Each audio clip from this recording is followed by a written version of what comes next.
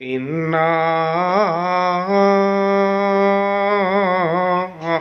अला आसारिहिम मुक़्तदून।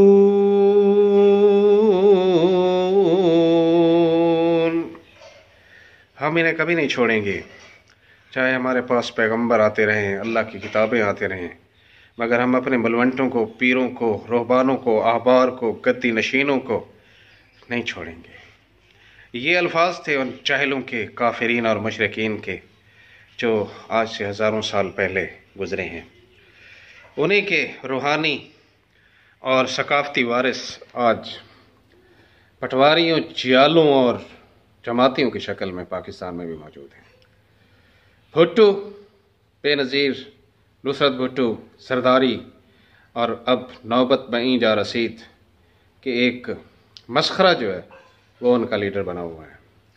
इधर से नवाज शरीफ, शहबाज शरीफ, हमज़ा, मरियम और अब जुनैद सफ़दर, उधर से मौलाना मुफ्ती महमूद रहमतुल्लाह ताला अलैह, और उसके बाद फिर चिरागों में रोशनी न रही, डीज़ल आ गया, अब उसका बेटा असद महमूद आया हुआ है। तो कौम हमारी जो है इतनी जाहिल और मनहूस है, अक्सरियत तक़लीद परस्त और अंधे मुक़ल्लिद हैं कि लगता ऐसे है कि 22वीं सदी तक इनका ये कीड़ा नहीं मरेगा। और ये जो जुनैदा है और बिलावला है और ये असद महमूद है, इनके बच्चों को भी इनके बच्चों के भी पैम्पर धोएंगे, चाटेंगे हरामी।